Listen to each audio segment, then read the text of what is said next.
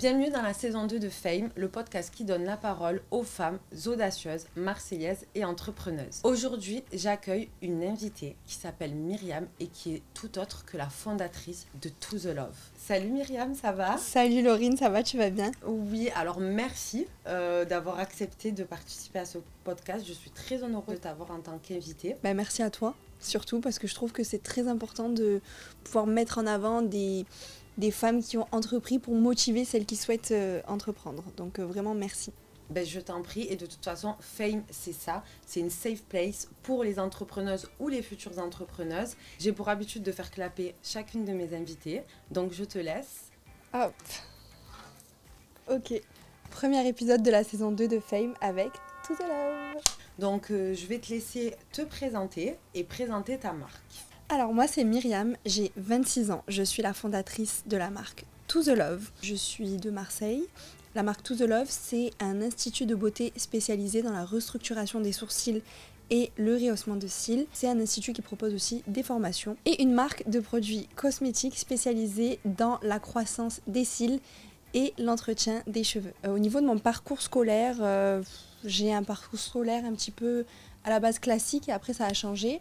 Donc j'ai eu un bac ES, bac général. Moi aussi. Ensuite après mon bac, je voulais faire déjà de l'esthétique et mes parents ils étaient quand même assez contre parce que j'ai eu mon bac je crois que c'était en 2016 et en 2016 c'est vrai que l'esthétique c'était pas non plus, il n'y avait pas l'ampleur qu'on a maintenant sur les métiers de l'esthétique, donc je voulais faire de l'esthétique, ils étaient contre, du coup j'ai suivi un peu le move, je suis allée à la fac. Premier jour de fac, le prof il parle de la stratosphère, j'ai vraiment quitté le cours et je me suis dit non je suis pas faite pour ça. Du coup à ce moment là ce que j'ai fait c'est que j'ai un petit peu travaillé, j'ai travaillé au McDo, j'ai travaillé pendant 1 an au McDo et j'envisageais de reprendre un BTS juste après ça. D'accord. Et chose que tu as faite ou pas ?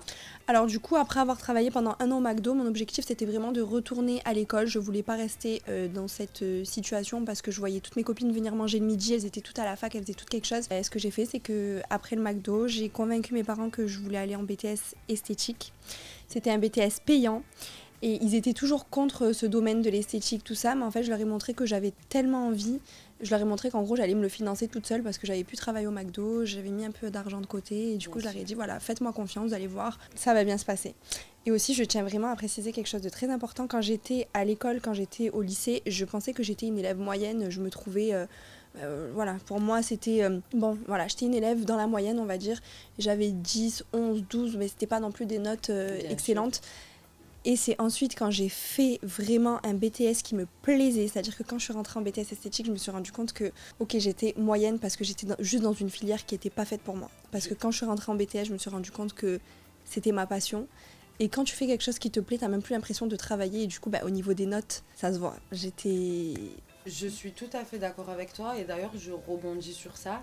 C'est pas parce qu'on sort d'un bac, que ce soit STG, je pense que ça s'appelle plus comme ça maintenant, mais un bac S, L, STG, un bac pro, un CAP, en fait il faut arrêter je pense de nous mettre dans des cases où jusqu'à il n'y a pas si longtemps que ça commence un peu à se démocratiser, mais comme tu dis, à notre époque, à nous, parce qu'on est à peu près de la même année, quand on faisait soit un bac pro, soit un CAP ou autre, on était mis dans une case où de l'élève un peu moyen, voire médiocre. Et uniquement les personnes qui étaient en filière générale étaient, entre guillemets, intellectuellement parlant, meilleures. Oui. Et c'est faux, parce qu'en fait, quand on fait ce qu'on aime, et quand on va dans la filière qu'on aime, on excelle. On excelle, exactement. C'est ça. Et donc, il faut juste se donner les moyens d'être la meilleure dans notre domaine. C'est ça. Dans notre parcours d'études. Donc, voilà, je voulais juste faire cette petite aparté, mais je trouve ça hyper important. Et tu fais bien de le souligner, de dire qu'en fait, on peut faire n'importe quelles études, mais quand ça nous passionne, quand on a l'envie, c'est là où en fait on est la meilleure. On excelle dans ce qu'on fait. On excelle. C'est ça. Donc après, en BTS esthétique, je me suis rendu compte que vraiment, en fait, c'est pas que j'aimais pas l'école, c'est juste que j'étais pas dans la bonne filiale. Et quand j'ai fait ce que j'aimais, là j'ai compris. D'accord. Et quand du coup t'avais cette envie de faire un BTS esthétique, à ce moment-là, est-ce que tu savais ce que tu voulais faire après ce BTS ou tu pensais juste que l'esthétique c'était le domaine d'activité qui te correspondait le mieux ? Quand j'ai voulu m'orienter dans un BTS esthétique, donc métier de l'esthétique, de la cosmétique et de la parfumerie, MECP, juste avant ça, j'avais comme projet toujours dans le but de convaincre ma famille, parce qu'ils n'étaient pas du tout pour l'esthétique, de faire de la formulation cosmétique. Donc avant de dire je vais faire de l'esthétique, je leur ai dit je vais faire de la formulation cosmétique, je vais créer des produits cosmétiques. Bon, d'ailleurs, du coup, pour l'histoire maintenant, c'est ce qui s'est passé. Je comprends mieux, mais on n'en dit pas plus. On va découvrir au fur et à mesure. Mais du coup, donc, j'avais dit à ma famille, je veux faire des produits cosmétiques, créer des produits cosmétiques, et j'avais trouvé un BTS bio-analyse et contrôle, donc qui permettait de créer des produits cosmétiques. Et finalement, quand j'avais fait un premier entretien avant de rentrer dans ce BTS, ça m'avait pas plu, en fait le programme ne m'avait pas du tout plu. Et en creusant sur le BTS esthétique, je m'étais rendu compte qu'il y avait plusieurs options sur le BTS esthétique, dont l'option cosméto. Donc en fait, il y a le BTS esthétique, option cosméto, il y a le BTS esthétique, option management, il me semble, et il y en a un autre, option formation marque. Du coup, moi, je m'étais dit, je veux faire le cosméto. Bon, finalement, je me suis retrouvée en management parce que le cosméto n'était pas sur Marseille. En fait, c'est ce qui a fait que j'ai pu un peu amener, regarde, je veux faire le BTS esthétique, ok, vous n'êtes pas trop pour. Moi, je sais que c'est ce que j'ai envie, je sais que c'est ce que j'ai envie de faire. Et il y a aussi l'option cosméto pour créer des produits cosmétiques, donc ça passait mieux que faire de l'esthétique. Même si pour moi, depuis le début, je savais que l'esthétique, c'était en fait un métier où tu travailles pour toi. Et pour moi, quand tu travailles pour toi, il n'y a pas de raison. C'est toi en fait. Tu te lèves le matin, tu sais que tu as tel objectif, tu sais que tu vas aller chercher, quoi qu'il arrive, la cliente. Donc il n'y a pas de raison que ça ne fonctionne pas. Je suis tout à fait d'accord. Donc du coup, on repart un peu en arrière. Donc tu fais ton BTS esthétique. Voilà, donc je passe mon BTS esthétique. Du coup, on revient un peu au fait que j'étais pas une élève moyenne finalement. J'ai eu la meilleure note de mon école sur mon BTS esthétique. Donc j'étais vraiment contente et je me suis dit en fait c'est ça, quand tu fais un truc qui te plaît, c'est ok. Et du coup donc ça m'a rassurée. À côté de mon BTS esthétique, je commençais aussi à faire des prestations esthétiques, donc je travaille dans un institut de beauté. J'ai travaillé dans un institut de beauté. Ensuite quand j'ai eu mon BTS, j'ai un petit peu touché à tout. Donc j'ai travaillé chez Sephora en parfumerie, j'ai travaillé dans un spa. J'ai travaillé aussi chez les fournisseurs parce que du coup j'étais chez des fournisseurs, je vendais à des professionnels. Donc en fait j'ai un peu touché à tous les domaines de l'esthétique parce que l'esthétique c'est pas que de la pratique, c'est de la parfumerie, des cosmétiques, du spa, enfin c'est plein de trucs et j'ai un peu touché à tout. Et c'est ce qui m'a permis aussi de vraiment cibler ce que je voulais faire. Du coup, donc à ce moment-là, encore une fois, donc t'aimais l'esthétique dans sa généralité. Oui. Mais tu ne savais pas encore dans quoi me spécialiser. Dans quoi te spécialiser. C'est ça. Ok. Même après avoir fait certains stages ou certains... Quand je travaillais en institut, j'étais un peu le couteau suisse, on va dire, parce que vu que j'avais mon BTS esthétique et qu'avant ça, pendant mon BTS, je faisais plein de stages parce qu'un BTS c'est 2 ans et pendant 2 ans, tu dois faire des stages un peu partout, tout ça. Donc j'avais des bases vraiment dans tout et surtout à l'école, on m'apprenait un peu tout. Donc je savais épiler, je savais faire les ongles, je savais faire des soins visage, je connaissais parfaitement la peau, je pouvais m'adapter à tout.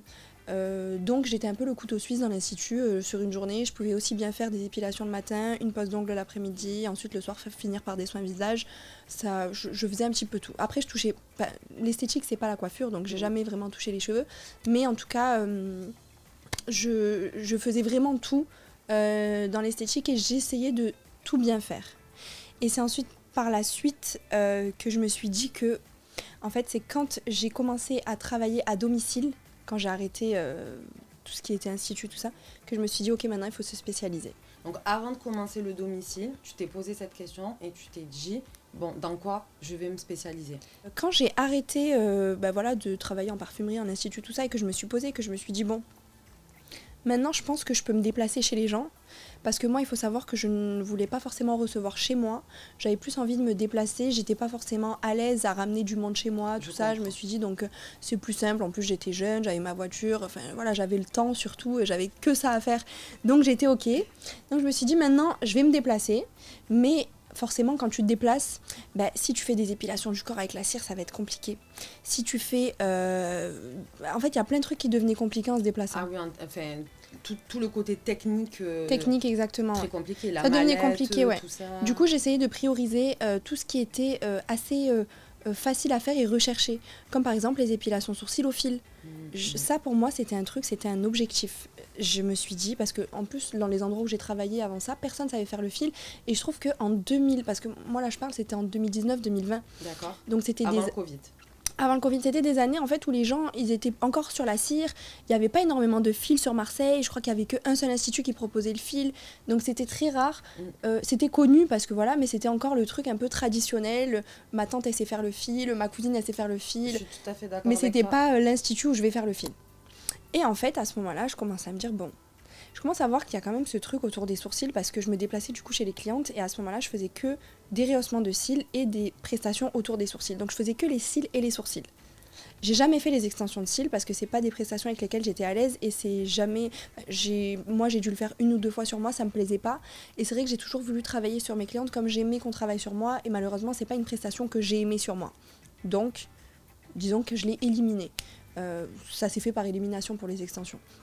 Et en fait, je me déplaçais chez mes clientes pour rehaussement de cils et restructuration des sourcils. Et juste avec ces quelques prestations, parce que c'est pas que 2 prestations, vu que les sourcils, il y a quand même pas mal de prestations dans le domaine des sourcils. Mais je voyais que, voilà, les rendez-vous ils se prenaient. En plus, je faisais des petites offres. J'étais là, je faisais, pour 2 rehaussements de cils, le prix il passe à temps. Si vous le faites en duo, ça passe. Donc vous gagnez 20 € si vous le faites en duo. Donc forcément, il y avait de l'engouement, ça commençait à prendre. Mais à ce moment-là, j'avais pas encore de clientes. J'essayais de me lancer. C'est le moment où je me suis lancée. Voilà, ça c'est ma prochaine question. Du coup, comment tu as fait à ce moment-là pour avoir de la clientèle? Parce que est-ce que du coup tu t'es servi un peu de tes dernières expériences dans des salons et t'es resté en contact avec certaines clientes? Ou est-ce que tu as sollicité les réseaux ou alors juste ton entourage et après ça a été le bouche à oreille? Alors c'est une très très très très bonne question et là c'est un conseil que je vais donner. Alors moi, quand j'ai arrêté de travailler en institut, quand je me suis dit maintenant j'ai envie de me lancer à mon compte parce que je voyais ce que je pouvais faire dans un institut, je me suis dit si je le fais pour moi, c'est mieux quoi. Donc quand j'ai arrêté l'institut, forcément il y a des clientes, vu que je suis sur Marseille, qui me recroisaient des fois et qui voulaient que je voulaient refaire des prestations avec moi parce qu'elles avaient pris l'habitude avec moi pendant tous ces mois où je travaillais dans le même institut. Et en fait moi, je me suis donné une règle, c'est ne fais pas aux autres ce que tu n'aimerais pas qu'on te fasse. Je n'ai jamais pris une cliente qui me sollicitait de l'ancien institut où je travaillais. Et j'en ai même un souvenir, une fois j'étais dans un centre commercial, j'étais en train de descendre sur l'escalator et je vois une cliente en haut qui me fait « Mimi, mais en fait j'ai essayé de te contacter parce que je voulais repasser en épilation avec toi et tout, mais je te trouve pas et tout. » Et je lui ai dit... en fait je descendais et elle montait, je lui ai dit « Je suis trop désolée, mais je peux pas te prendre parce que tu es une ancienne cliente de mon ancien institut et voilà, si elle vient, elle viendra. » En fait, j'avais pas envie de prendre ce qui ne m'appartenait pas parce que pour moi, même si c'est quelque chose que j'ai développé, c'était pas forcément à moi. Donc, j'ai voulu repartir à zéro et surtout ne pas faire ce que j'aimerais pas qu'on me fasse parce que moi, j'ai toujours eu une vision. Je savais que je voulais ouvrir mon institut derrière et j'avais pas envie que derrière, on me fasse ça. Parce que ça, c'est pas bon en fait de faire ça. Toi, forcément, t'es une gérante, tu prends des employés. Oui, forcément, les clientes, elles vont avoir des affinités avec les employés. Mais l'idéal, c'est que voilà, l'employé elle soit réglo même à la fin et qu'elle te laisse ta cliente parce que ta cliente c'est toi qui l'as démarchée, c'est toi qui as mis le budget pour essayer de la ramener quand tu as fait tes ads et quand tu as fait tes publicités, donc l'idéal c'est de la laisser. Et comme je sais que tu dis toujours dans tes interviews, le soleil brille pour tout le monde. Le soleil brille pour tout le monde. Mais tu sais quoi, c'est bien que tu le dises. Et très important et franchement moi je suis très croyante et Dieu il donne quand on fait ça. Donc pour moi c'était la base de ne pas prendre les clientes de l'institut où j'avais travaillé. Après, par la force des choses, bien sûr, 7 ans plus tard, quand je suis dans mon institut de beauté et que j'ai ouvert mon institut, des fois, tu ouvres la porte et tu dis « Ah, mais ça va, tu vas bien ? Ah, mais je t'ai cherché, ça fait des années que je t'ai cherché. » Oui, ça c'est différent, ça n'a rien à voir. Sûr. Mais c'est vrai qu'en tout cas, sur l'instant T, genre quelques semaines après et tout, j'avais pas forcément envie de dire aux clientes donne-moi ton numéro, je vais venir chez toi, par contre, faut pas dire et tout. Moi, non. Les trucs comme ça, je fais pas et je veux pas qu'on me le fasse. Je réfléchis toujours, en fait, que ce soit en prestation ou autre. Quand je travaille sur une cliente, je travaille comme si je travaillais sur moi. Et c'est pareil pour ce genre de choses-là. Je veux pas faire des choses aux gens que j'aimerais pas qu'on me fasse. Et en fait, de ce principe-là, c'est ma ligne de conduite. Et comme j'ai dit, Dieu y donne au final. Dieu y donne. Et tu vois, au final, en ayant refusé à l'époque des clientes de ton ancien institut, en fait, on t'a donné 2 fois plus. Tu ouvres la porte, 7 ans plus tard, tu as des clientes qui viennent et tu es trop contente de les voir et elles sont là, elles sont trop contentes de te voir. Non, franchement, après c'est la vie, c'est comme ça, on est à Marseille, donc forcément, il y a un peu de turnover. Enfin, je veux dire, tu vas dans un institut pendant des années, il y en a un autre, une jeune un peu plus, un peu plus innovante qui ouvre quelque chose, tu as envie de tester. Et en fait, tu te rends compte que c'est la fille qu'il y avait il y a quelques années avant. Donc, voilà, c'est la force des choses, comme tu dis. Mais en tout cas, non, j'ai commencé à zéro. Quand j'ai commencé, j'avais que ma famille. mes cousines, mon entourage, mes copines, et c'est tout. Et je me déplaçais dans tout Marseille, et je me déplaçais pour 10 euros des fois. Je faisais le tour de Marseille pour 10 euros dans ma voiture. Donc non, franchement, au début, il faut être déter, il faut avoir envie. Et moi, au début, j'avais envie. Bien sûr. En fait, j'avais pas le choix. Je voulais pas travailler pour quelqu'un. Je savais ce que c'était. J'ai été employée. J'ai vu. Et j'avais une boule au ventre quand j'étais employée. J'avais plus envie d'avoir cette boule au ventre. Donc je me suis dit, je vais prendre ce stress pour le mettre dans de la motivation. Et c'est ce que j'ai fait. Et franchement, oui, au début, c'est sûr que tu te dis, bon, est-ce que c'était pas mieux d'être employé? Parce que se déplacer pour 10 euros, bon, est-ce que ça vaut le coup et tout? Mais après, le 10 euros, tu le transformes. Et après, tu comprends qu'il faut faire des stratégies. Donc, tu comprends aussi qu'il faut faire des packages, que tu peux pas te déplacer en dessous d'un certain tarif. Parce qu'au final, t'es pas rentable. Parce que tu payes ton essence, tu payes tout. Et en fait, après, tu mets des petits trucs en place qui font que...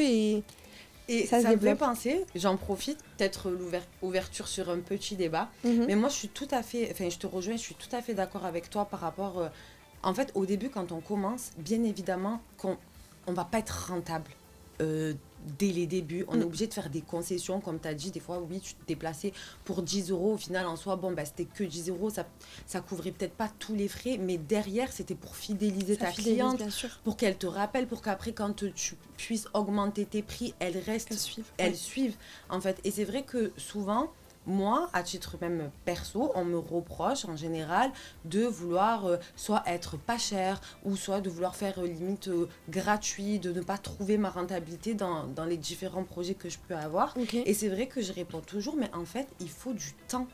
Il faut du temps. Je pense qu'au début, bien sûr qu'on fait ça dans un but, bien sûr qu'on fait tout ça pour l'argent à un moment donné ou à un autre. Mais quand on a l'envie, quand on a la passion et quand on croit à ce qu'on a envie d'offrir ou de proposer, l'argent c'est un second plan. Enfin, je sais pas ce que tu en penses, mais je veux dire, après, au bout d'un moment, après un certain temps, bien sûr, il faut se remettre les idées en place et se dire, bon, là, tu as fait ça pendant un temps, tu as montré, tu as prouvé, maintenant, il faut faire de l'argent. Je suis d'accord à 100% dans le sens où, je vais te donner un exemple par rapport à mes prestations. Donc par exemple, moi, depuis 2020, je fais le brolift. Et le brolift, surtout quand j'ai commencé à le faire, déjà le mot brolift. En fait, c'est un mot qui intéresse parce que tu te dis, ah mais qu'est-ce que c'est le brolift? Maintenant on sait parce que c'est rentré dans les mœurs. Mais en 2020, le brolift, j'ai plein de clientes qui me demandaient si c'était un lifting. Tu vois ce que je veux dire? Et donc en fait, moi je sais, par expérience, même à ce moment-là, c'était le début où je commençais à le faire, mais j'avais compris que le brolift ça plaît pas à tout le monde. Le brolift, je le facture 60 euros. C'est une prestation que je facture 60 euros. Et souvent, quand j'avais des clientes qui venaient à l'institut, qui avaient réservé un brolift, donc 1 heure de temps, et que c'était la première fois qu'elles arrivaient, je leur posais les questions. C'était la première fois qu'elles venaient à l'institut, pardon. Je leur posais les questions donc pour savoir si un brolift pouvait correspondre ou pas, sachant que le brolift, c'est une prestation qui est quand même très, très, très sophistiquée. Et en fait, quand tu parles avec la cliente, tu te rends compte que, ok, donc elle a jamais fait de teinture des sourcils, elle se les maquille pas souvent, elle n'utilise pas de fixateur, et ça fait longtemps qu'elle se les ait pas épilés. Donc un brolift, ça va la choquer parce que c'est très sophistiqué. Donc moi, souvent, ce que j'ai fait, c'est que je conseillais à ma cliente de juste faire une épilation. Ça veut dire que la cliente, elle venait pour payer 60 euros et au final, elle payait juste 15 ou 20 euros si c'était le premier rendez-vous.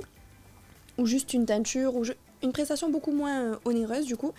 Et en fait, en faisant ça, pourtant au début, je le faisais juste comme ça, en fait, la cliente, tu la fidélises. Parce que tu sais que tu vas pas lui vendre une prestation une fois à 60 euros, mais tu vas lui vendre des prestations toutes les 3 semaines à un tel prix parce qu'en fait, elle va aimer et c'est ce qui va correspondre à ses habitudes à elle. Parce que oui, j'aurais pu lui faire un brolift juste parce qu'en fait, elle arrive, elle a pris le brolift et j'ai pas envie de perdre, on va dire, l'argent que j'avais prévu. Donc ok, je lui fais le brolift, ça va pas lui plaire au final parce qu'elle m'a expliqué qu'au niveau de ses habitudes, c'était pas ce qui matchait. Elle reviendra plus, donc elle m'a donné 60 euros une fois, tu vois. Mais en fait, si elle vient une première fois, que je lui fais faire quelque chose de moins coûteux, qu'elle est vraiment satisfaite, elle reviendra, et elle conseillera à ses copines, et elle m'enverra du monde, et tu vois, derrière, et tu fidélises parce que t'as été honnête, tu vois. Et moi, souvent, on m'a dit, ça m'est souvent arrivé quand j'ai des clientes qui venaient, pour des prestations qui n'étaient pas forcément ce que je voyais sur elles, parce qu'on est quand même aussi visagiste quand on fait des prestations de sourcils, tout ça. Je les conseillais au mieux, et elle me disait, putain, mais... merci, genre en vrai t'es honnête, merci beaucoup et tout, et je suis trop contente parce que je pense que l'autre prestation elle m'aurait pas plu autant que celle-là et tout. Donc je suis d'accord sur le fait que en fait des fois faut juste se mettre à la place de la personne en face et tu dis ok, je vais lui proposer ça parce que c'est ce qui correspond le mieux. Totalement d'accord. Et aussi tu te dis en fait le meilleur moyen de fidéliser, je pense, c'est l'authenticité, c'est d'être honnête avec tes clientes, surtout que c'est des clientes, c'est pas derrière un ordinateur, c'est des clientes que tu rencontres en physique, tu vois. Donc voilà, c'est le meilleur moyen. Et puis je terminerai sur cette parenthèse, mais les clientes viennent ensuite, même pour la personne et pour ce qu'elle est. Pour la personne et pour ce qu'elle est, bien sûr. Au début, on vient pour la prestation, on est satisfaite, mais au fur et à mesure, en fait, on vient parce qu'on aime on aime la praticienne, en fait, tout simplement. On s'y attache, en fait. On aime la prestation et on s'attache aussi à la praticienne. Donc, en fait, c'est pour ça que c'est hyper important, comme tu as dit, de pouvoir être honnête, etc. C'est ça. Tu as fait du domicile pendant combien de temps ? Alors, j'ai fait du domicile pendant combien de temps ? Je pense que je dirais de l'été 2019 jusqu'au Covid qui nous a... Voilà. Ouais, de l'été 2019 jusqu'au Covid. D'accord. Je faisais du domicile. Et comme j'ai dit, je partais de zéro. Donc, j'avais pas de clientes forcément. C'était vraiment bouche à oreille, entourage. J'avais pas de stratégie à ce moment-là parce que, voilà, j'avais quoi ? J'avais 20 ans, je crois, ou 21 ans. Et non, j'avais pas forcément de stratégie. Je voulais juste, en fait, faire des belles prestations. Et par contre, je disais toujours à mes clientes, n'hésite pas à en parler autour de toi. Et en fait, je me suis pas rendu compte que cette phrase, elle m'a vraiment servi parce que les gens avaient envie de m'aider. Donc, je disais toujours, je suis trop contente si ça te plaît, parce qu'à la fin de la prestation, les clientes, elles se regardent et elles aiment bien. Je suis trop contente si ça te plaît, n'hésite pas à en parler autour de toi. Ça va lui mettre une petite graine en tête et forcément elle va en parler, tu vois. Surtout que moi, les prestations que je propose, c'est des prestations de cils, donc de rehaussement de cils et d'épilation sourcil, de restructuration au nez, tout ce qui concerne le sourcil et les cils. Donc le regard, c'est la première chose qu'on voit quand on regarde quelqu'un. Donc disons que la publicité, elle se faisait aussi comme ça, tu vois. Tu regardes une copine à toi, tu vois que ses cils ils sont trop beaux, tu dis mais t'as fait quoi ? Elle te dit j'ai fait un rehaussement. Ok, je veux bien l'institut. Tiens, c'est telle fille. Que dans ce milieu-là, moi personnellement, je trouve que le bouche à oreille, en fait, il n'y a pas meilleur pub. Ouais. Parce qu'en fait, on voit, et moi, si on me recommande, j'y vais de suite, les yeux fermés, parce que j'ai pu voir le résultat sur ma copine.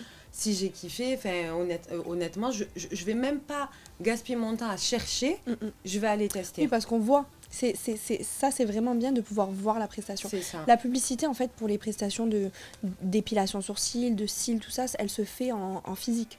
Bien sûr. Moi, je suis avec une copine, je vois ses sourcils, c'est bon, je suis convaincue. Donc ça, c'est bien aussi. Et donc, au début, quand j'avais vraiment pas de clientes, que je me lançais, donc j'ai dit, il y avait ma famille, tout ça. Et je sais que, en fait, maintenant, je me rends compte que c'était des stratégies, mais à ce moment-là, j'en étais même pas au courant. Je le faisais juste comme ça. Genre, par exemple, il y a des jours où je savais que c'était une journée, admettons, je me suis dit, ce jour-là, je travaille pas, admettons. Qu'est-ce que j'allais faire ? J'allais mettre le matin sur mon compte Instagram, parce que j'avais un petit compte Insta où j'avais genre 200 abonnés, mais c'était 200 abonnés intéressés pour cette prestation. Donc c'était que des gens que je pouvais convertir en clientes. Et j'avais aussi déjà une petite base de clientes sur ces 200 abonnés, qui était très petite d'ailleurs. Et en fait, ce que je faisais, c'est que je mettais des stories pour dire... donc voilà, aujourd'hui, tel dispo à telle heure, tel dispo à telle heure, tel dispo à telle heure. Je travaillais pas. Et genre 10 minutes après, je barrais tout et je disais plus dispo pour aujourd'hui les filles. Et en fait, le fait de faire ça, tu crées un peu on appelle ça FOMO, tu sais, dans la tête des gens. Ils ont peur de rater le truc. Et du coup, la fois d'après où je reproduisais cette stratégie-là, sans le savoir que c'était une stratégie, les rendez-vous, ils partaient. Et en fait, en faisant ça, je me suis rendu compte que, ok, en fait, c'est en faisant ça que je me suis dit, donc en fait, j'ai compris, les gens, ils aiment quand c'est rare. Je commence à comprendre que la hype attire la hype. Tu vois, genre les trucs comme ça et tout. Et du coup, je faisais beaucoup ça. En fait, moi, le meilleur conseil que je peux donner aux gens, c'est fake it until you make it. Je faisais semblant que mon planning était rempli pour qu'il se remplisse derrière. Et du coup, ce qui a été très gratifiant pour moi, et j'ai été ultra reconnaissante pour ça, c'est que des années après, je faisais plus semblant depuis longtemps, du coup. Et j'ouvrais même des listes d'attente. Parce que c'était vrai, pour le coup, il n'y avait plus de rendez-vous sur des semaines. Et là, pour le coup, et des fois, j'y repense et je me dis, c'est un truc de fou quand même. J'ai commencé en essayant tous les moyens possibles pour fidéliser le bouche à oreille, le ci, le ça, des petites stratégies que je ne savais même pas que c'était des stratégies.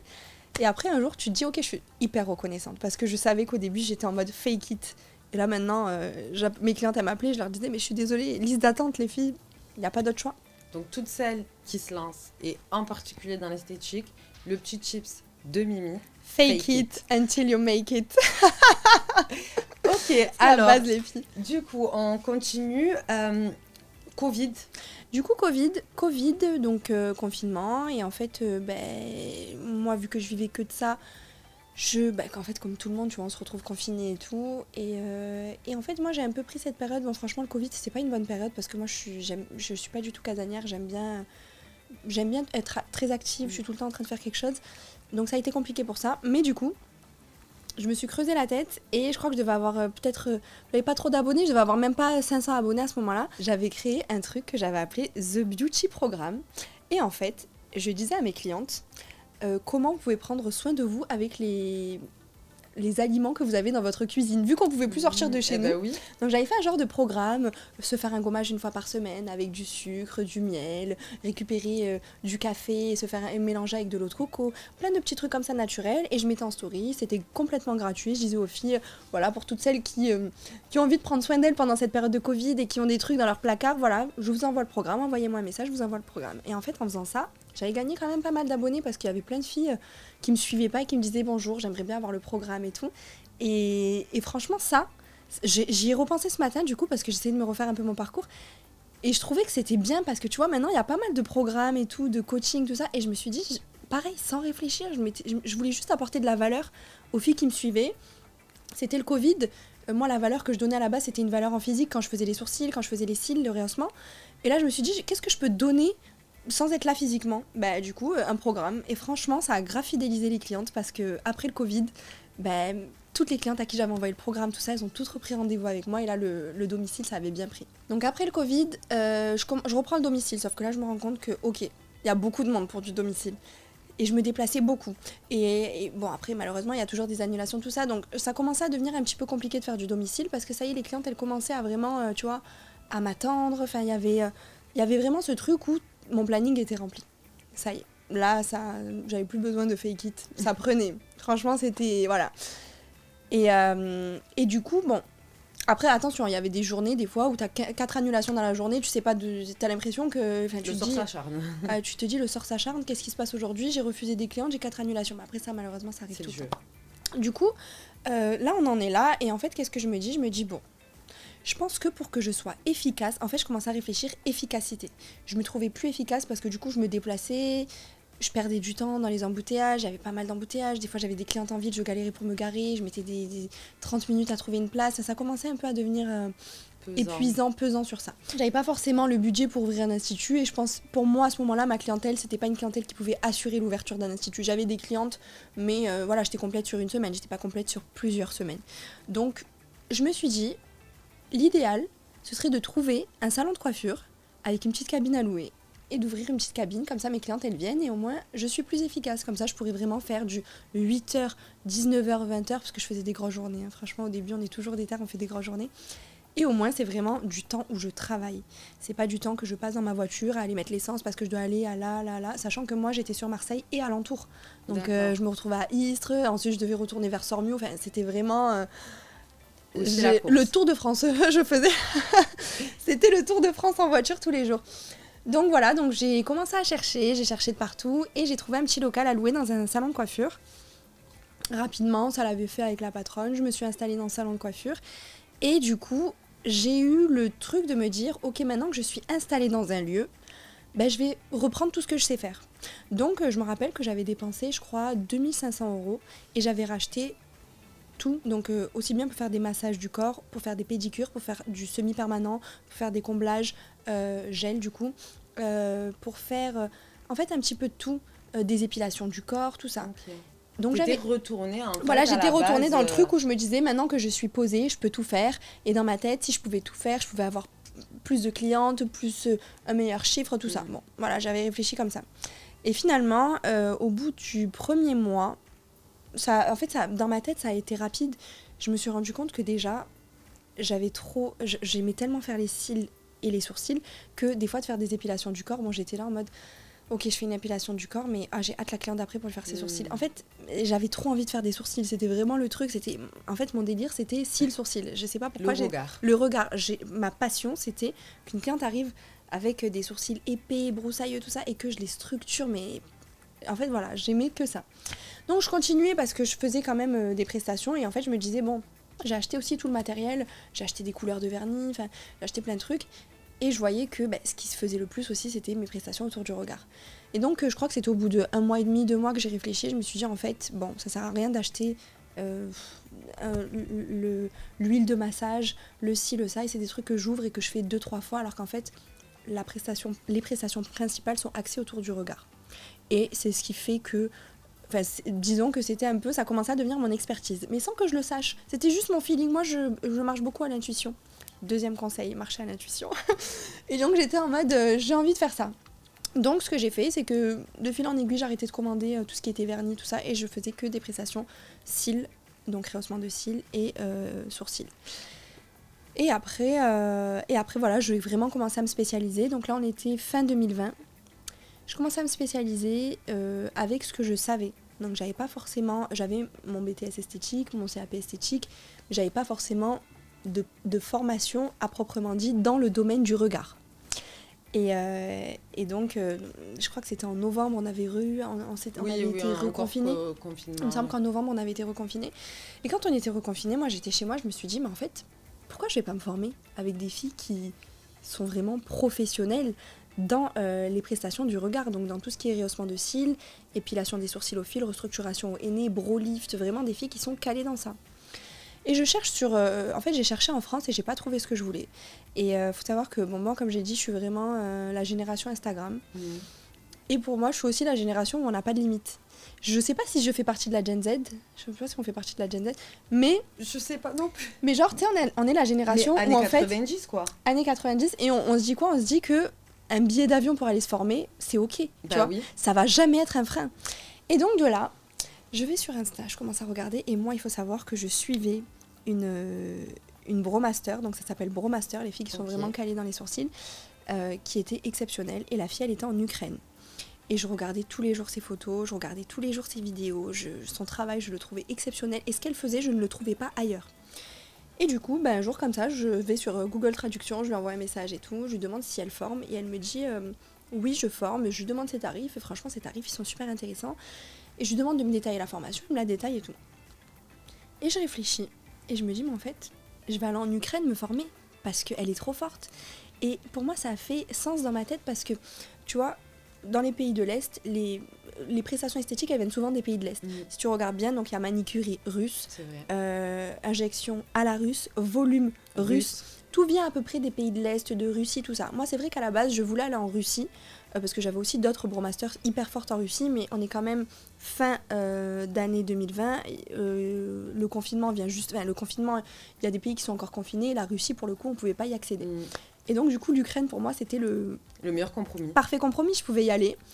La fille, elle me faisait une formation, le prix, il était intéressant. Elle me proposait une semaine de formation avec une traductrice. Elle était OK. Tout était... Les étoiles, elles étaient en train de s'aligner, donc tout était OK. Du coup, je prends mon billet, je demande à ma meilleure amie de venir avec moi parce que, bon, voilà, je me suis dit pour aller en Ukraine et tout. C'était la période de Noël. Et franchement, moi, je me suis pas dit, ouais, je vais peut-être rester avec ma famille et tout. Non, j'étais vraiment en mode, c'est le bon moment, il faut se former maintenant. Donc, je prends mon billet, je prépare mes affaires pour aller en Ukraine, tout ça. Je lui demande ce qu'il faut que je prenne. Elle m'a dit, prends rien du tout, j'ai tout dans mon institut. T'inquiète pas, enfin en gros voilà, j'avais jamais vraiment fait de formation chez quelqu'un, donc à ce moment-là, je savais pas trop. Et donc je suis obligée de raconter cette petite anecdote qui est personnelle. Mais en fait, la veille de partir en Ukraine, donc là on est dans les 2 dernières semaines de l'année 2020. Okay. Et c'est les 2 dernières semaines, je pense, qui ont vraiment changé le cours de ma vie par la suite. La veille de partir en Ukraine, j'ai une autre copine qui nous appelle, en fait, à moi et ma meilleure amie. Elle nous dit, les filles, est-ce que vous voulez venir à Dubaï pour le Nouvel An et tout Nous, on va monter à Dubaï, nanana et tout. Et moi, j'ai dit, franchement, bon, je sais pas, moi, je suis en Ukraine et tout. Et au moment où je dis ça, je sais pas pourquoi on va sur Google Flight, on regarde Ukraine, donc Kiev, Dubaï. Et le billet, il était à 100 € pour le Nouvel An. Mais non. Et en fait, c'était un signe. Et genre, au moment où on a vu ça... Ma valise pour Dubaï, elle était déjà prête, genre c'est bon.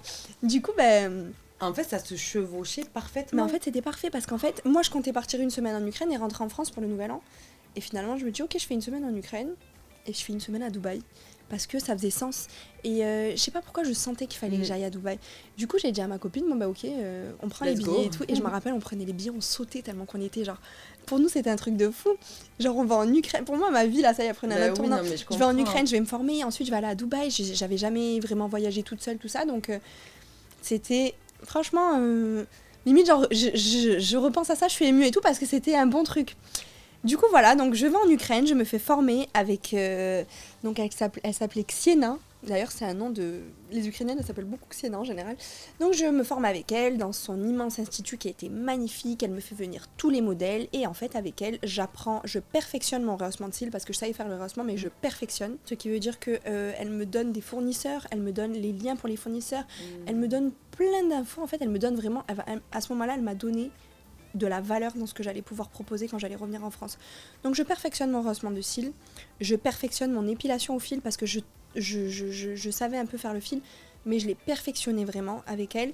Je perfectionne les formes de sourcils que je propose. Elle me propose des marques de henné, des fournisseurs de henné. Et en fait, à ce moment-là, ça a été vraiment de la perfection sur tout ce que je faisais.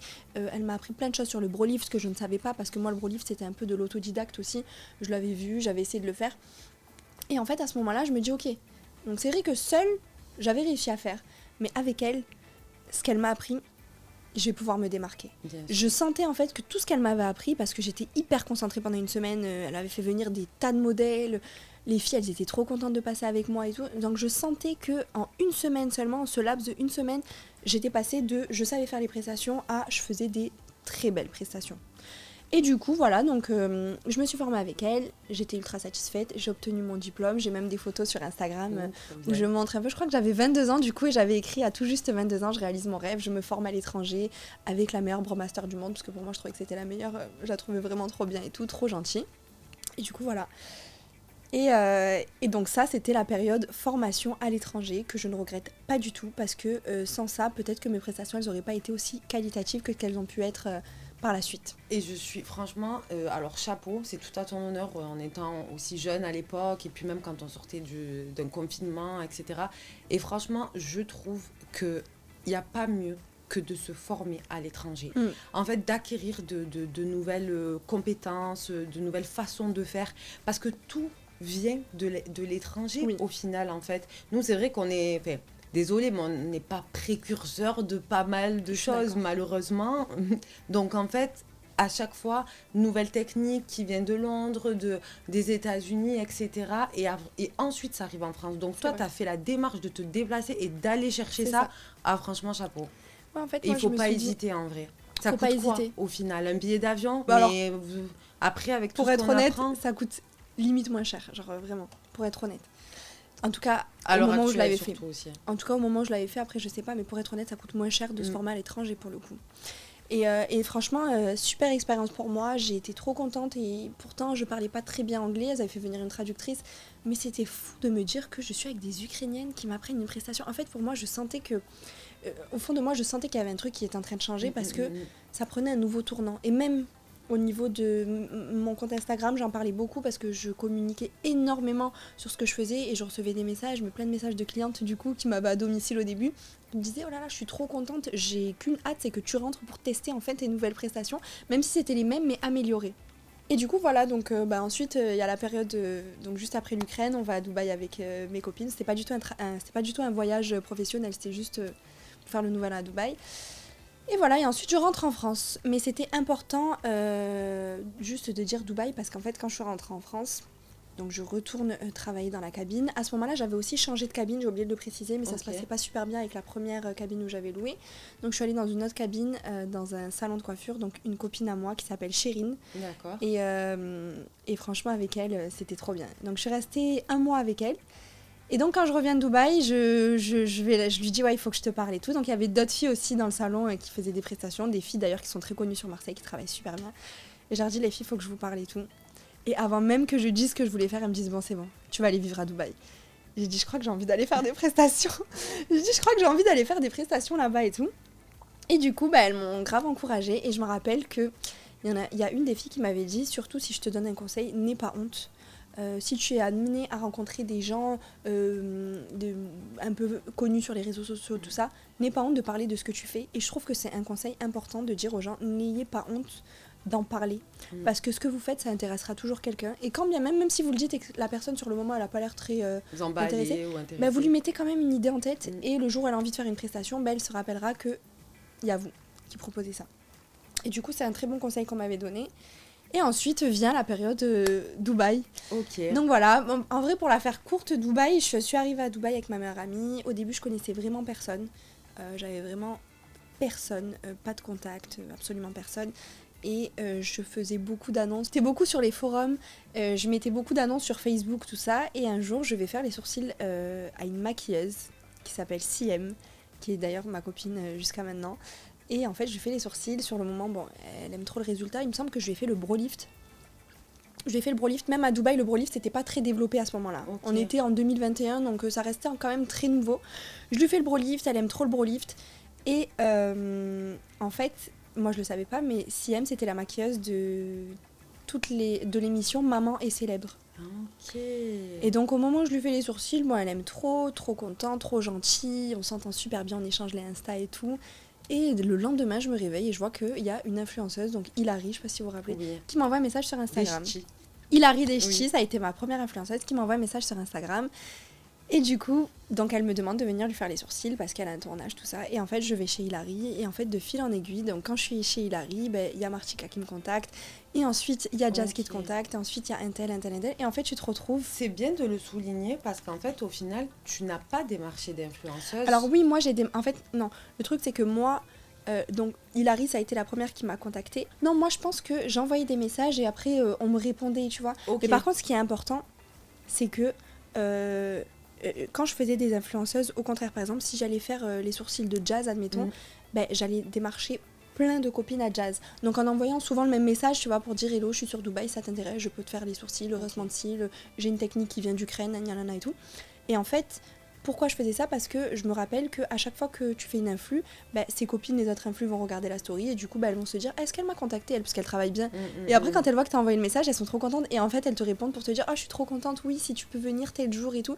Donc, c'est moi qui démarchais. Okay. Et c'était du coup des collaborations? C'était des collaborations, c'était un échange de bons procédés. Je ne payais pas d'influenceuse, en fait, j'allais chez l'influx, je lui faisais les sourcils, elle me faisait une pub. Et après, il y avait du monde qui prenait rendez-vous avec moi. Et vu que c'était des influx françaises, en fait, donc quand j'étais là-bas, le truc, c'est qu'il y avait beaucoup de clientes qui m'attendaient en France. Et j'ai bien développé là-bas avec beaucoup d'influx en France, beaucoup d'influx qui ont une communauté en France, pardon.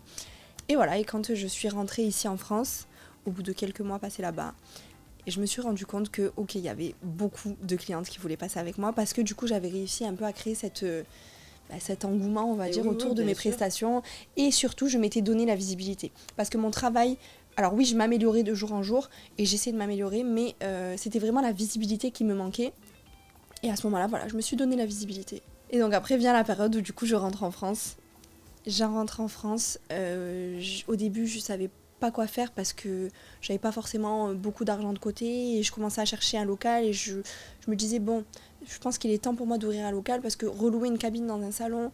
Je l'avais fait quelques temps parce que des fois quand j'étais là-bas, je revenais des fois une semaine, 2 semaines, je louais des cabines et il y avait la queue devant les cabines. Donc je me suis dit, bon, je pense que là, maintenant, je pense que je me sens prête à ouvrir un institut. Et puis je pense que quand tu reviens de Dubaï, ça reste quand même un endroit où en fait on a l'impression que tout est possible. Les gens, en fait, c'est Et tout est possible. Voilà, les femmes, c'est des girl boss, les hommes, c'est des businessmen. Genre, du coup, je pense qu'en fait, quand tu reviens d'un pays comme Dubaï, en fait, t'as envie ça t'ouvre. Voilà.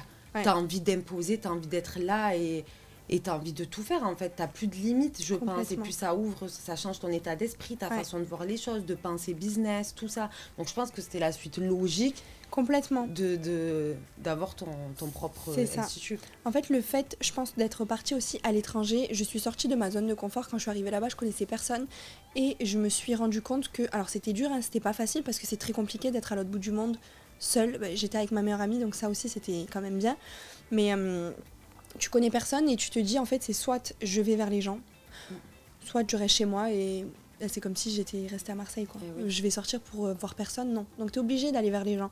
Et en fait ça c'est un exercice qui est très compliqué de te refaire ton groupe d'amis dans un autre pays où il y a potentiellement des gens qui parlent pas la même langue que toi, qui ne sont pas de la même ville que toi, qui n'ont pas le même délire que toi. Mais tu vois, donc en fait quand tu te dis que tu arrives à faire quelque chose dans un endroit où à la base t'avais pas de base solide, quand tu reviens chez toi, tu te dis c'est bon, j'ai été capable de me développer en étant là-bas parce que du coup à Dubaï, vu que je faisais beaucoup d'influenceuses, j'avais pas mal de clientes parce qu'il y a aussi pas mal de Françaises et pas mal de clientes qui viennent de France qui habitent là-bas. Et du coup, quand je suis rentrée ici, pour moi, je me suis dit, ok, maintenant, j'ai plus de croyances limitantes. Je me dis pas dans ma tête, ouais, mais j'ai pas assez de clientes, parce que c'est ce que je me disais avant. Mais en fait, Dubaï, ça m'avait un peu enlevé cette manière de réfléchir. Je pense que Dubaï ou n'importe quel autre pays aurait pu me l'enlever. Et du coup, je suis rentrée et j'avais plus de cette croyance limitante de me dire, ouais, mais je vais pas réussir à développer, ouais, mais comment je vais faire? Non, parce qu'en fait, je l'ai fait une fois et je l'ai fait dans un pays où les gens, ils parlent même pas la même langue que moi. Ah oui, Donc là, c'est bon. On revient à Marseille, on a des clientes qui nous attendent, nos anciennes clientes qui nous attendent avec impatience, qu'on a envie de revoir en plus. On a des nouvelles clientes parce qu'on a fait des influx en étant à l'autre bout du monde qui sont en France, qui ont une communauté française. Donc voilà, tu rentres et en fait là, mon seul objectif, c'était trouver un institut, trouver un local. Et alors, j'avais pas d'argent de côté, j'avais vraiment pas grand-chose. Vraiment, je pense que j'avais moins de 10 000 euros de côté. Ok. Alors, je vais pas dire que j'avais pas du coup, parce que j'avais 10 000 euros, mais... Oui, mais on va pas se mentir, c'est pas assez pour avoir un local. Enfin, en tout cas, c'est alors, très dur pour avoir un local. C'est dur, mais franchement, j'ai réussi. Enfin, ça, c'est un truc que j'ai réussi à faire. J'avais pas d'argent de côté. Je suis rentrée et je cherchais absolument un local. Donc, je commence à chercher partout. Alors, vraiment, j'ai dû visiter, sans mentir, 100 locaux. Genre, je me suis pas arrêtée. Ça a duré des mois. J'en pouvais plus. Mais tellement, je me rappelle un soir, j'étais en bas de chez ma sœur. On était dans la voiture et je pleurais parce que j'arrivais pas à trouver. Et je disais, mais je peux pas retourner travailler chez quelqu'un. En fait, c'était une douleur pour moi. Et je savais que j'avais plus envie d'aller au McDo. J'avais plus envie d'être employée. J'avais plus envie de faire de la vente. Rester debout et faire semblant qu'il y a quelque chose à faire. Non. Je me sentais utile que dans ça. J'avais trouvé ma voie. Et la seule étape à passer, c'était le local. Il fallait que j'en trouve un. Je voulais plus me dépasser chez mes clientes parce que j'avais trop de monde. Je le faisais quand même encore un petit peu et tout, mais ça devenait... c'était pas ce que j'allais faire parce que quand je me déplaçais chez les clientes, j'avais moins de temps pour visiter des locaux. Donc j'essayais de gérer ça et tout. Et je me rappelle, je pleurais et je disais, mais il faut que je le trouve en fait, ce local. Je savais qu'il était là. Il fallait juste que je le trouve. J'en ai visité, mais vraiment, j'en ai visité énormément. Il y avait toujours un problème et un jour. Donc j'arrive dans un local. Et je rentre dans le local, donc petit local de 40 mètres carrés, petite cuisine, petite toilette, petite salle de bain, tout ça et tout. Et baie vitrée, trop beau. Tout était bien. Je regarde le local, je me sentais bien.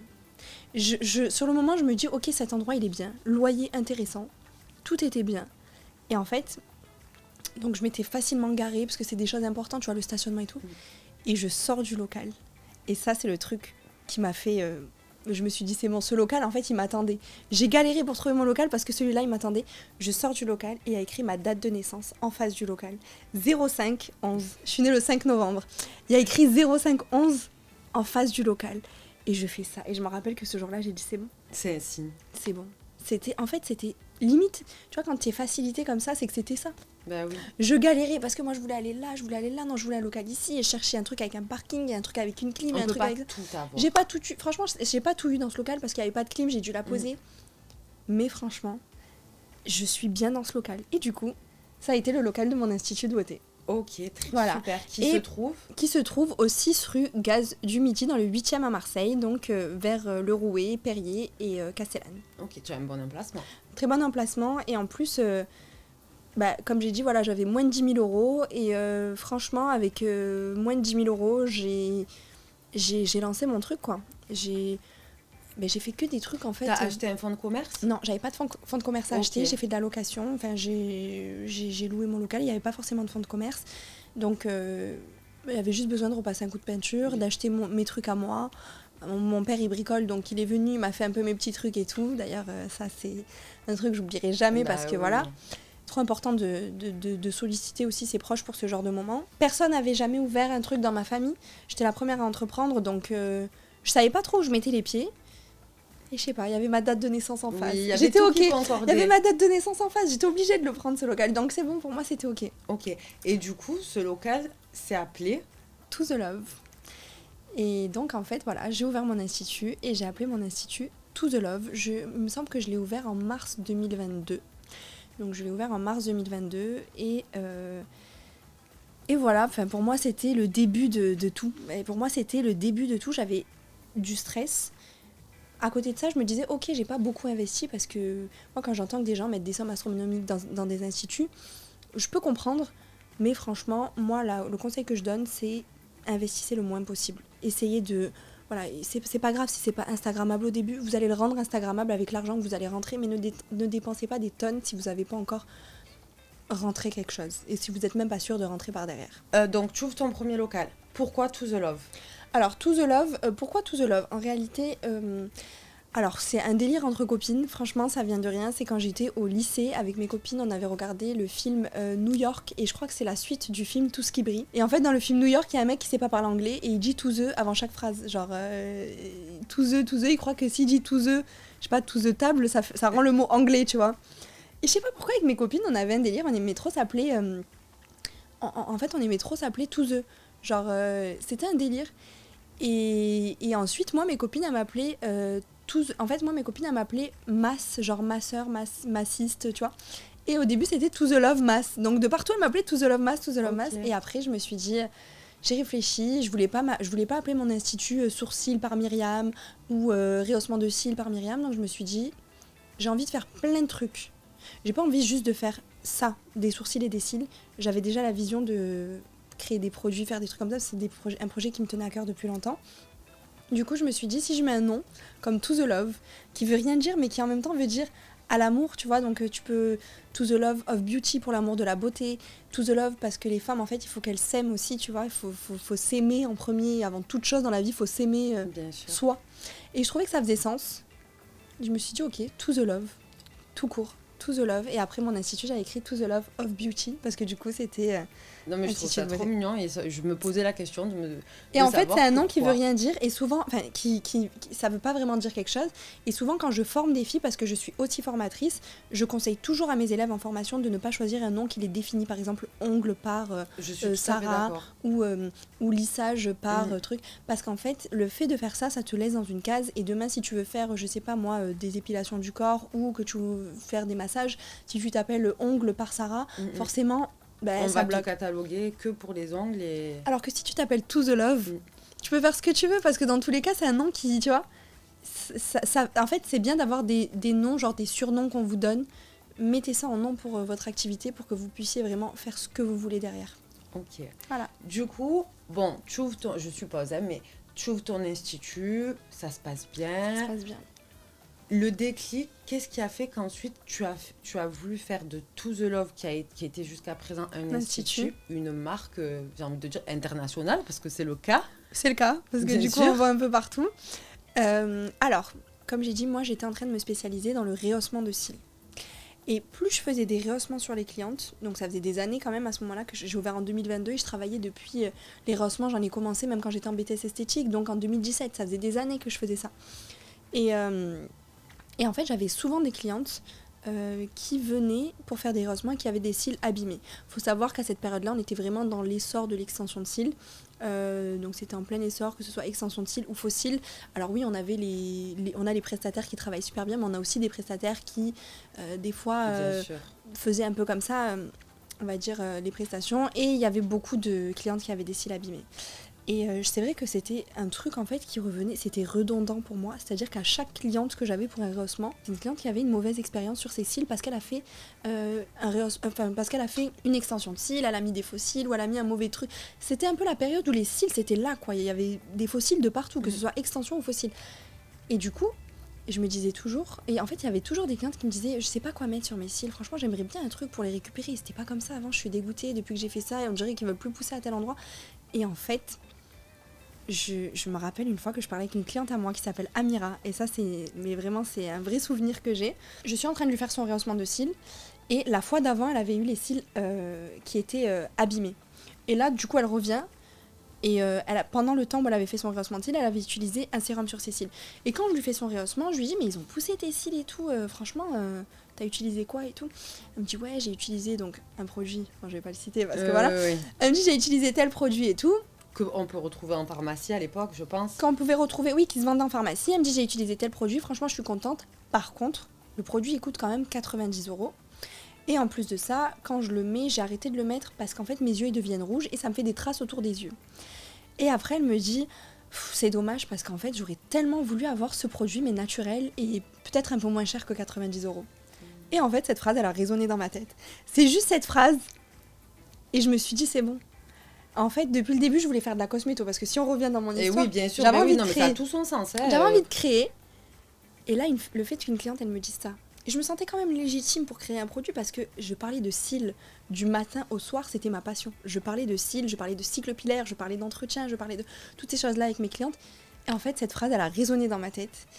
Et je me rappelle que le soir, je suis rentrée chez moi et je me suis notée dans mes notes, lancer un sérum pour faire pousser les cils. Et du coup, voilà, de là, j'ai suivi ce truc, en fait, cette intuition que j'avais en moi. Pour être honnête, j'ai pas fait d'études de marché, tout ça, j'ai pas fait, je l'ai fait par la suite quand ça a été lancé. Mais je marche beaucoup à l'intuition et je sentais que c'était le truc parce que, en fait, toutes mes clientes, j'avais une base de clientes et toutes me réclamaient ce produit. Et toutes, elles testaient plein d'autres produits pour faire pousser les cils, mais elles n'étaient pas 100% satisfaites. Il y avait toujours ce problème de prostaglandine, ce problème d'hormones à l'intérieur, ce problème d'effets secondaires, d'œils qui peuvent être rouges, ou du produit qu'on achète sur Amazon, mais on ne sait même pas ce qu'il y a dedans. Enfin, du coup, en fait, c'est bon. Pour moi, c'était je lance un sérum cils. Et en fait, la marque, elle s'est créée au même moment où j'ai ouvert l'institut.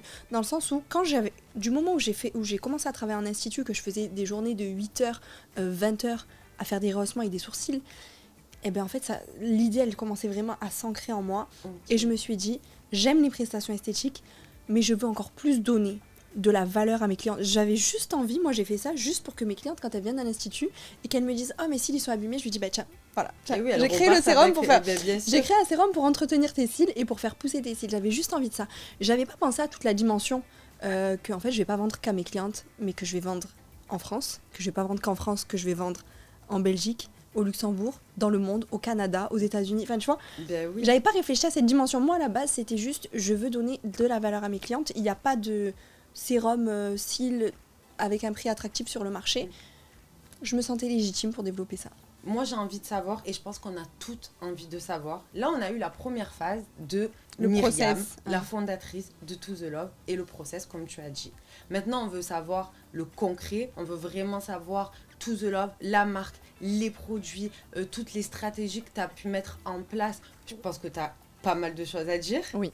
Avec de nouveaux projets, je suppose. Avec de nouveaux projets, ouais. Je vous invite à regarder prochainement la deuxième partie de ce podcast qui arrivera très bientôt pour découvrir en intégralité la deuxième phase de Myriam qui est les produits To The Love. D'ailleurs, je voulais te demander, est-ce que tu as pu tester le sérum To The Love ? Alors, je me confesse et je dis la vérité, non, je ne l'ai pas encore testé. Mais par contre, c'est vraiment un produit qui a donné envie parce que je l'ai vu partout. Ok, bon bah pour l'occasion, du coup, je t'ai ramené un petit sérum. Tous les jours comme eyeliner sur la ligne des cils. Voilà, tu penses bien à faire ton avant-après.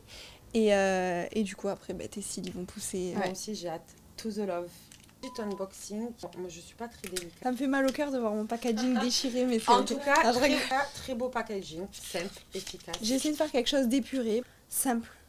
En tout cas, j'ai trop hâte de tester. Plaisir. Et la suite au prochain épisode. Suite au prochain épisode, j'ai trop hâte. Merci, je te fais pensé à moi. Un bisou, à très vite. À très vite.